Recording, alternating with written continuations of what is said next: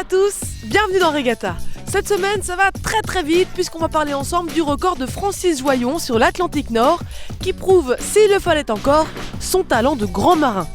On enchaînera avec les multicoques de la Route des Princes, la solitaire du Figaro et on finira en beauté avec de belles chutes. Allez, go! Il est incroyable ce Francis, il vient tout simplement de pulvériser à bord du deck le record de l'Atlantique Nord en mettant 16 heures de moins que Thomas Coville sur Sodebo, le tout en prenant une route bien plus longue. Chapeau! L'homme qui n'aime pas la foule, ni même parler de lui, n'a plus d'autre choix que subir interviews, séances photos et conférences. Parce que ce qu'a fait Francis Joyon est tout simplement remarquable. Il aura tenu une moyenne de plus de 26 nœuds sur le parcours entre New York et le Cap Lizard. Une speed incroyable qu'il a dû maintenir coûte que coûte pour compenser une route bien plus longue, parce que bien plus sud, que celle parcourue par Thomas Coville en 2008. En cause, le cheminement de la dépression avec laquelle il est parti de New York. Tellement à fond, Francis a même tutoyé en permanence son propre record de la plus longue distance parcourue en 24 heures, établi à 666,2 milles, puisqu'il a parcouru au plus fort 665,6 milles. Francis Joyon ajoute ainsi à son palmarès le seul grand record qui lui manquait. Il réalise ainsi un grand chelem inédit.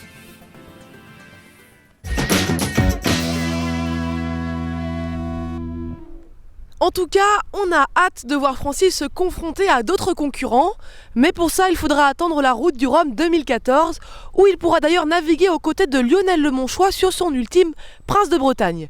D'ailleurs, son bateau est actuellement en course sur la route des Princes, et Lionel avait un petit message à faire passer à Francis.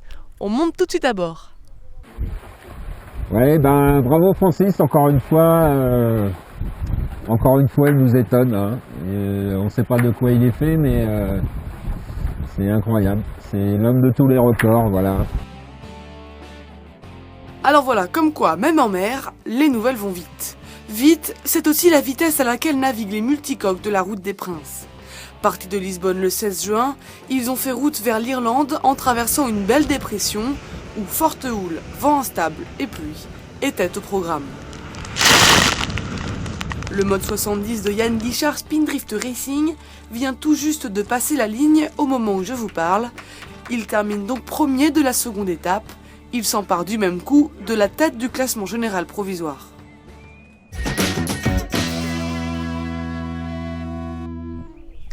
Il est jeune, il est solide et surtout il est à fond. Et d'ailleurs, ça paye et pas qu'un peu. Morgan Lagravière, skipper du Figaro Vendée, vient de remporter la 3e étape de la solitaire du Figaro entre Riron et Roscoff.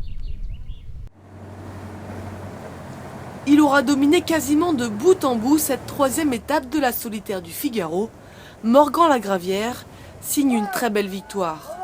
Présent sur le circuit Figaro depuis seulement 3 ans, il incarne la toute nouvelle génération de jeunes skippers talentueux dont la préparation et l'effort ne font pas peur pour relever tous les défis. Un peu à l'image déjà de François Gabard, il ne laisse plus beaucoup de chance aux marins de l'ancienne génération qui reviennent sur le circuit, tel un Desjoyaux, un Bayou ou un Chabani. Morgan a soif de victoire et en plus, il le fait bien. Arrivé avec près de 2 heures d'avance sur le premier au classement, Yann Eliès, il chamboule tout le haut du tableau au général provisoire.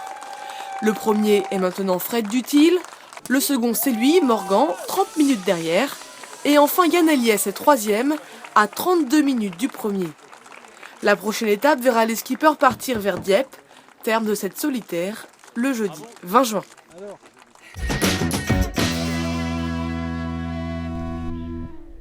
Et on espère que Morgan sera au départ du prochain Vendée Globe, comme il l'aimerait.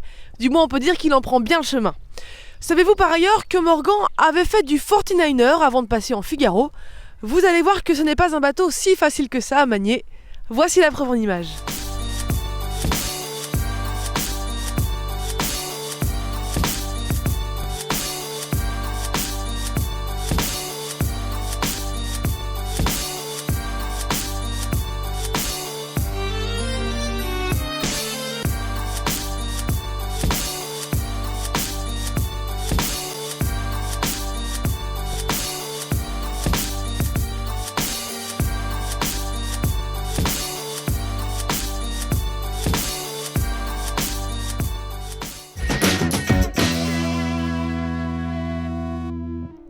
Bon, je vous laisse, mais avant de vous dire au revoir, cliquez ici pour vous abonner à Sailing News TV et suivre ainsi toute l'actu voile.